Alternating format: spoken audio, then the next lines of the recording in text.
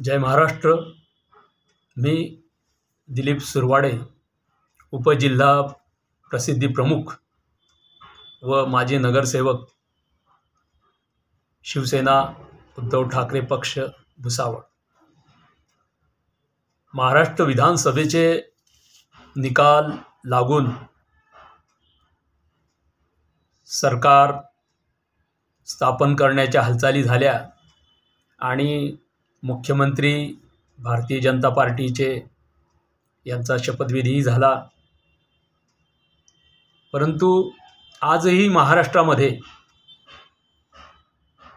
संपूर्ण जनतेमध्ये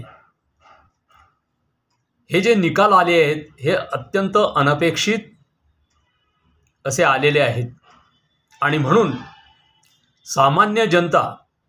ज्यामध्ये शेतकरी असेल, कामगार असेल, विद्यार्थी, महिला, आदिवासी, दलित, उपेक्षित असे सर्व घटक ज्यांनी मतदान केलेलं आहे ते सुद्धा अचंबित झालेले आहे, आश्चर्यचकित झालेले आहे की आपण ज्यांना मतदान केलंच नाही मग ती निवडून कशी काय आली। असे भाजपचे आणि त्यांच्या मित्रपक्षांचे उमेदवार हे मोठ्या संख्येने निवडून आले आणि शिवसेनेसारखा पक्ष महाराष्ट्रातला, त्याला 20 जागा, काँग्रेसला, शरदचंद्र पवार गटाला 10, अशा प्रकारे ज्या काही जागांचे जे निर्णय आले, जे निकाल आले, त्यामुळे विरोधी पक्षसुद्धा जो म्हणावा तसा समोर यायला पाहिजे होता तेवढेही उमेदवार या विधानसभेच्या निवडणुकीत निवडून आलेले नाहीत आणि सामान्य ज्या जनतेने मतदान केलेलं आहे EVMच्या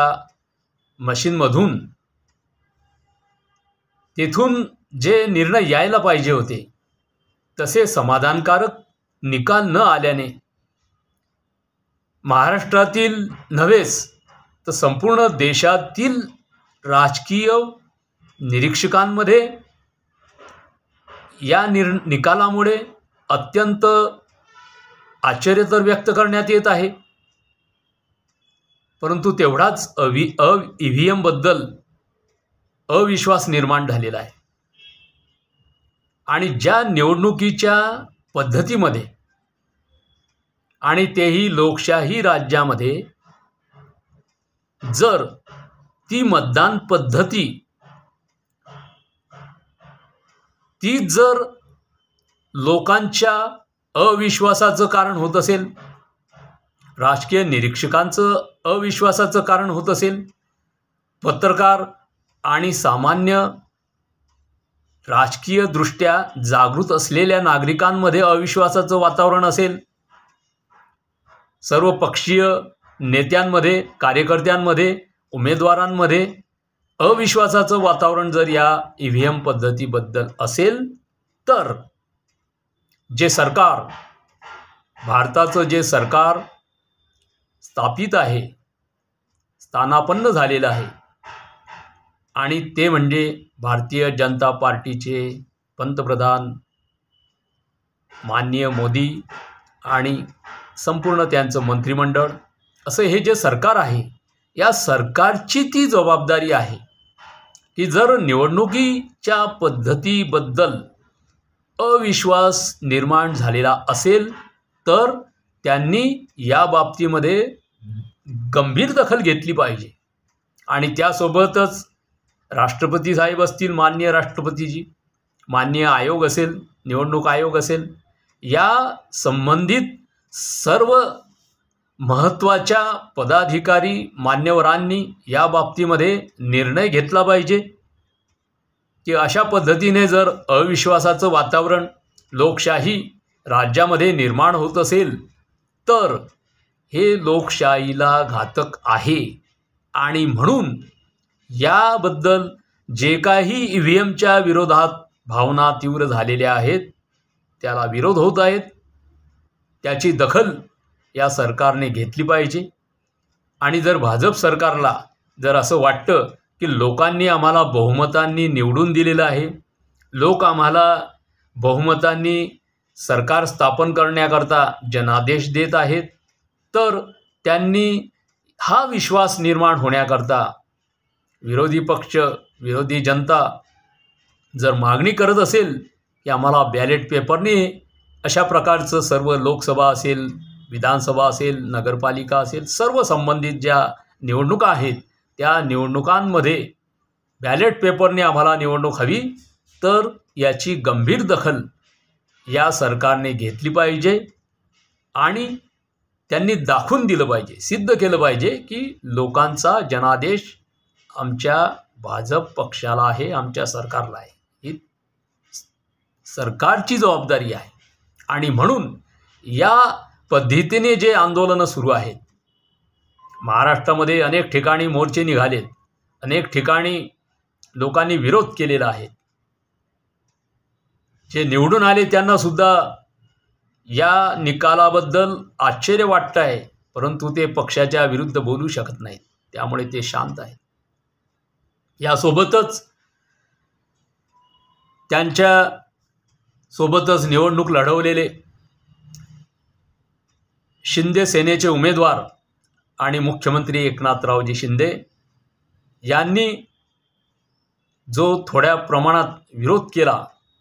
आणि आपल्याला मुख्यमंत्री होण्याची जी इच्छा होती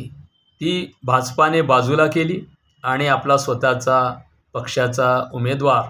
त्यालाच मुख्यमंत्री केलं आणि फडणवीस हे मुख्यमंत्री म्हणून या पदावर स्थानापन्न झालेले आहेत. एकनाथराव शिंदे हे त्यांचे महत्त्वाचे साथीदार होते, परंतु गरज सरो वैद्य मरो अशा पद्धतीने भाजपाने एकनाथराव शिंदे यांना बाजूला केलेलं आहे. 2 नंबरचं पद त्यांना दिलं गेलं आहे, परंतु प्रत्यक्षामध्ये तशी वागणूक आज दिसून येत नाही. त्यामुळे आम्हाला काल परवापर्यंत लक्षात आलं की एकनाथराव शिंदे यांचा जो शिवसेना पक्ष आहे त्या पक्षाने आणि त्यांच्या पदाधिकाऱ्यांनी स्वबळावर निवडणुका लढवण्याचं नगरपालिका आणि ज्या जिल्हा परिषद पंचायत समिती आहेत त्या सर्व निवडणुकांमध्ये स्वबळावर लढण्याची घोषणा आणि तशा प्रकारची वक्तव्य मुलाखती त्यांनी दिलेल्या आहेत. आणि म्हणून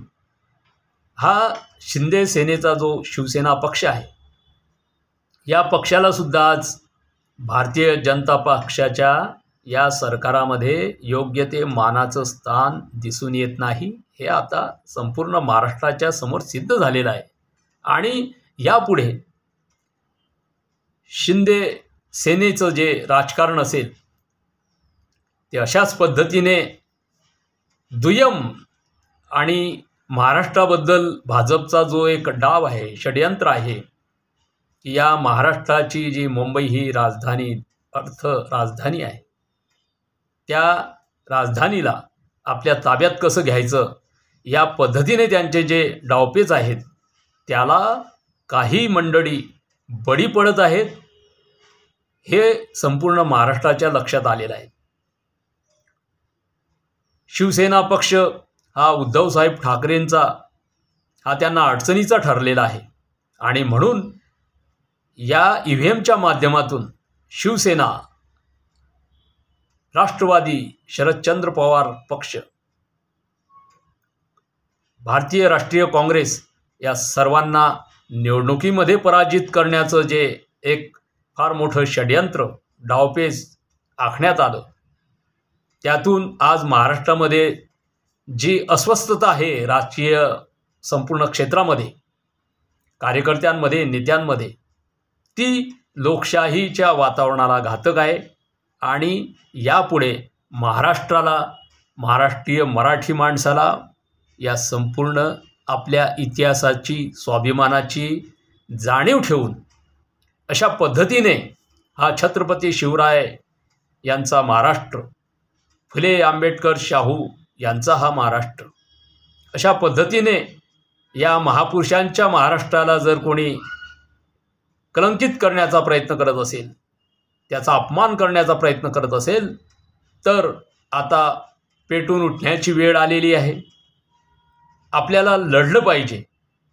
जे संयुक्त महाराष्ट्राची जी चळवळ होती महाराष्ट्राची, त्याच पद्धतीने आज लढण्याची ही वेळ आलेली आहे. म्हणून आपणास या निमित्तानं आव्हान करावंसं वाटतं, विनंती करावीशी वाटते की आपण महाराष्ट्राने आपला बाणा जागृत ठेवून या षड्यंत्राला बळी न पडता त्याच्या विरुद्ध दंड थोपटून उभं राहण्याची वेळ आलेली आहे आणि ते लढलं पाहिजे. या विरुद्ध लढावं म्हणूनच आजचं मला आपल्याशी बोलावंसं वाटतं.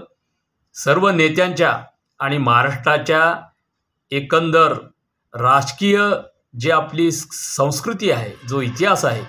तो समोर ठेवून आपल्याला लढलं पाहिजे. हेच या निमित्तानं मी पुनश्च सांगू इच्छितो. जय हिंद, जय महाराष्ट्र.